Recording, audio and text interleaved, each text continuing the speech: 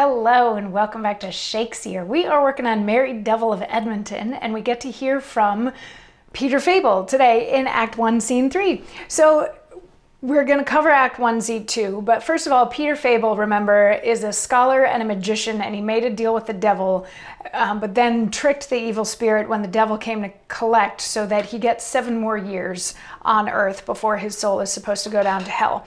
In Act 1, Scene 1, we got to meet Sir Arthur Clare and his family, his wife Dorcas, his daughter Millicent, his son Henry, and they were arriving at the St. Charles Inn where they were very happily greeted by the host. And then we learn that Sir Arthur Clare wants to go back on his engagement of his daughter Millicent to Mounchensey's son, because Mounchensey has spent all of his money, has nothing left for a dowry. So he's going to pretend like she's going into a nunnery while he tries to make a different arranged marriage for her with Yerningham's son.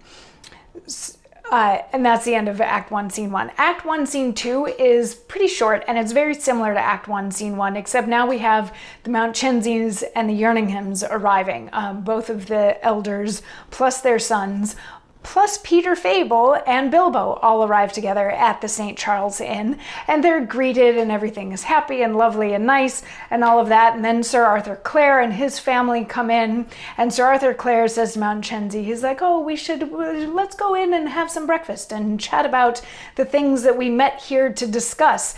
And Millicent and the younger Mounchensey, Millicent and Raymond are like, things are looking a little weird. Do we think that everything is going to be okay on this front? And Peter's like, don't worry about it, everything will be fine. And everybody sort of goes off to breakfast. So now Act 1, Scene 3, Peter Fabel comes in by himself at the beginning of the scene, and he says, good old Mounchensey, is thy hap so ill that for thy bounty and thy royal parts, thy kind alliance should be held in scorn? And after all these promises by Clare, refuse to give his daughter to thy son, only because thy revenues cannot reach to make her dowage of so rich a jointure as can the heir of wealthy Yerningham. And therefore is the false fox now in hand to strike a match betwixt her and the other. And the old greybeards now are close together plotting it in the garden. Is't even so?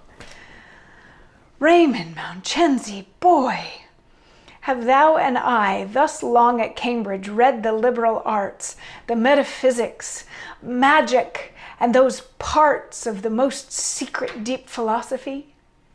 Have I so many melancholy nights watched on the top of Peterhouse highest tower, and come we back unto our native home, for want of skill to lose the wench thou lov'st?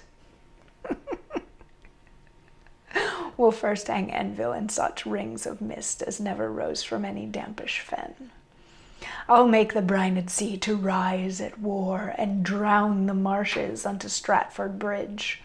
I'll drive the deer from Waltham in their walks, and scatter them like sheep in every field. We may perhaps be crossed, but if we be, he shall cross the devil that but crosses me. But here comes Raymond, disconsolate and sad. And here's the gallant that must have the wench. So our big takeaway from this, we'll get into a little nitty gritty. Our big takeaway from this is that Peter and Raymond are friends, and Peter doesn't like this whole situation. Peter knows exactly what's going on. He comes in and he's like, oh, Mounchensey, you've lost everything. And because you've lost everything, Raymond isn't going to get to marry Millicent anymore. Like, how does this make any sense?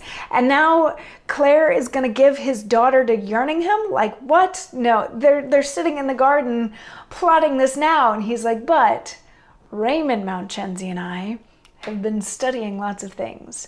And we didn't spend all of this time studying to not be able to handle a situation like this. He's like, I'm going to use the magics to make things crazy. I'm going to raise the seas, and I'm going to drive the deer out of the land and scatter them and all these sorts of things. He's like, you mess with me, you messed with the devil. Like, this is how this whole thing is going to go. And then he's like, oh, and here comes Raymond and young Yerningham, And also Henry Clare is walking in at the same time, but he only really acknowledges the two of them. And they come in, and Raymond is being all sad, and the young Yerningham is like, you know what, don't be so sad. There's nothing to be so sad about. Like, whatever it is, man, I got your back. And Raymond is like, oh, I would take that from anyone but you. I don't buy that coming from anyone but you. And Yerningham's like, what? I'm a bad guy here? Like, I don't understand what's going on. And Henry's like, oh, everybody, let's just be friends. And Peter eventually comes over and he's like, you know what's going on here? Raymond isn't going to get to marry Millicent. Sir Arthur Clare is plotting over there that she's going to marry Yerningham instead, but he's going to put her into a nunnery for a year first to like break that up while he makes this happen so that it doesn't look all too weird. And of course, young Yerningham is going to have some thoughts on that tomorrow because he doesn't want to be married. He doesn't ever want to be a husband.